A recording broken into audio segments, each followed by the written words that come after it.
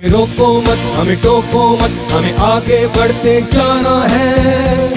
जय भीम का नारा लगाना है, जय भीम का नारा लगाना है। जय भीम, जय भीम। जय भीम, जय भारत, जय संविधान। में गौतम रत्ना अम्बेडकर नेशन चैनल से, और आज हमारे चैनल पर प्रोफेसर रतनलाल जी, और जिनसे हम बाबा साहब भीमराव अम्बेडकर और बहुजन आइडियोलॉजी के बारे में बात करेंगे। सर, आपका बहुत बहुत धन्यवाद हमारे चैनल पे। प्रोफेसर साहब, बहन कुमारी मायावती पूर्व मुख्यमंत्री उत्तर प्रदेश और बसपा अध्यक्ष एंड बहुजन नेताओं पर अब टिप्पणियां क्यों, जानेंगे प्रोफेसर रतनलाल जी से। तो इस तरह की मानसिकता आज भी क्यों है लोगों के अंदर, और इसको किस तरह से, इसका इलाज क्या होना चाहिए? ये घटना नहीं, संकेत है। और आप ये समझिए कि ऐसी ही लोगों की प्रवृत्ति है कि जो सेलिब्रिटीज़ कहे जाते हैं, वो सेलिब्रिटीज़ के दुनिया से बाहर निकलकर कम से कम सिविलाइज लोगों की दुनिया में आए और देखें कि सिविलाइज दुनिया रहे। तो ये प्रवृत्ति है, और जाहिर है कि हम लोग भी इस पे स्टैंड लेते रहे, चाहे मुनमुन दत्ता का हो, चाहे सीमा सिंह का हो, चाहे कौशल किशोर मिश्रा का हो, युविका चौधरी का हो। सब पे हमने एनालिसिस की है, और आप जानते हैं कि हमारे चैनल पे इन मुद्दों को हम उठाते रहते हैं। हम न्यूज़ चैनल नहीं है, लेकिन समीक्षा जरूर करते हैं, अम्बेडकर साहब को पढ़ते हैं, और इस तरह की घटनाएं आए दिन जो होती रहती है उस पर भी पोजिशनिंग करते हैं। लेकिन सवाल उससे और अहम है। सवाल ये है कि ट्विटर पे, फेसबुक पे, यूट्यूब पे इस पर स्टैंड लेने की जिम्मेदारी सिर्फ आपकी और हमारी है, नहीं है ना? जो बड़े बड़े लोगों पे ऐसी टीका टिप्पणी होती है, उनके पार्टी के प्रवक्ता, उनके लोगों को खुलकर आके बोलना चाहिए ना। हम तो कोशिश कर रहे थे कोई पार्टी का सांसद बात करे इस मुद्दे पर, लेकिन कोई तैयार नहीं हुआ बोलने के लिए। तो वो तो आप समझिए कि जब बड़े बड़े नेताओं पे इस तरह का तीखे हमले होते हैं और नेता लोग चुप रहते हैं, तो आम जनता की क्या हालत होगी, आम लोग कैसे रहते होंगे, ये समझने की बात है। तो संसद में या विधानसभा में उठाने की जिम्मेदारी किसकी है? मैं तो मान लिया फेसबुक, ट्विटर पर लिख दूंगा, या यूट्यूब पे समीक्षा बना के वीडियो डाल दूंगा, लेकिन जो वैधानिक फोरम है वो तो संसद है ना। तो उसमें उठाएगा कौन? जो संसद के अंदर होगा वो उठाएगा ना। तो इसीलिए मैंने कहा कि आपने जैसे जो अदालत का प्रोग्राम शुरू किया है, तो उनको बुलाइए नेताओं को, उनसे तीखे सवाल पूछिए। ये हर दिन तो मेरा काम, हम लोग टीचर हैं, एक्टिविस्ट हैं, पढ़ना लिखना एनालिसिस करना काम हमारा है। हम कोई वोट लेकर तो टीचर बने नहीं हैं। तो जो लोग विधान मंडलों में बैठते हैं, उनसे ये सवाल उठाया जाना चाहिए कि इतनी वो घटनाएं हो रही हैं, हत्या हो रहा है, मर्डर हो रहा है, बलात्कार हो रहा है, और इस तरह से अभद्र टिप्पणियां आ रही हैं, तो नेता नहीं बोलेगा तो कौन बोलेगा? उनको बोलना चाहिए ना। तो ये तो निंदनीय है। और हम जानते हैं, हम तो भाई एलीट वर्ल्ड में हम भी रहते हैं, हिंदू कॉलेज में पढ़ाते हैं, तो लोग क्या सोचते हैं, उनके दिमाग में क्या भरा हुआ है, ये थोड़े कि हम नहीं जानते। व्यक्तिगत तौर पे जितना हमारी ताकत है, जितनी हमारी क्षमता है, उस हिसाब से हम संघर्ष करते रहते हैं। लेकिन अगर मेरे साथ कुछ हो रहा है तो ये व्यक्तिगत नहीं है, ये पूरे समाज पे अटैक होता है। तो समाज को जो लोग रिप्रेजेंट करते हैं, उनकी जिम्मेदारी है कि आवाज उठाए ज्यादा। हम तो उठाते रहेंगे, हम थोड़ी अपनी जिम्मेदारी से भाग रहे हैं।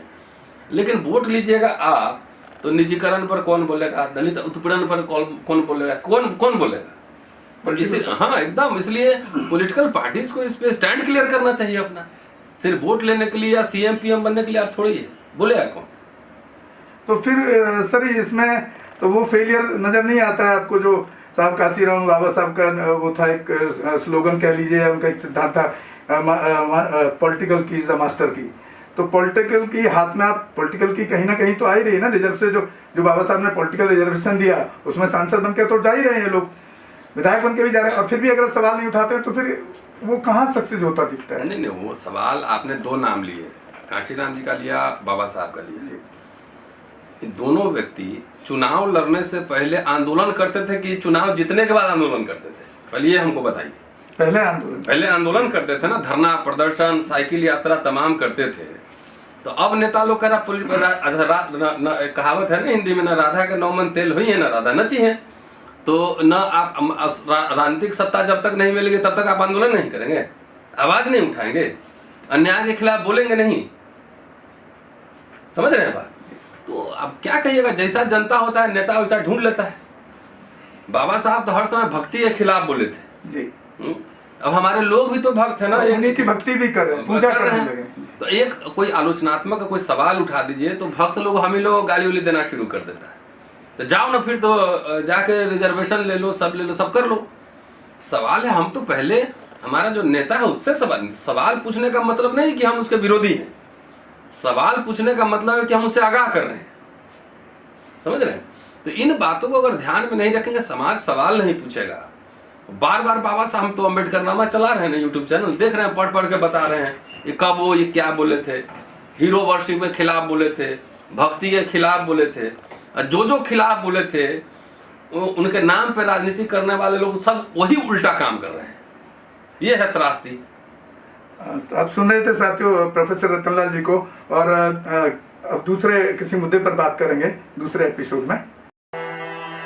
बुद्धं शरणं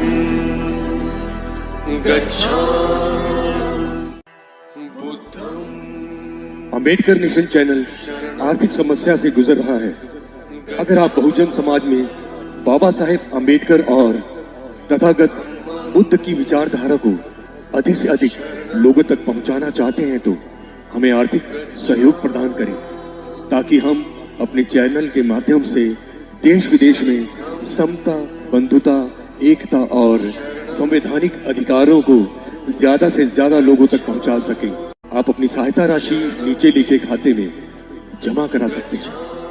खाता धारक गौतम रत्न, खाता संख्या 3169576865 IFSC कोड SBIN 0060336, बैंक भारतीय स्टेट बैंक। आप हमारे बैंक खाते का विवरण स्क्रीन पर भी देख सकते हैं।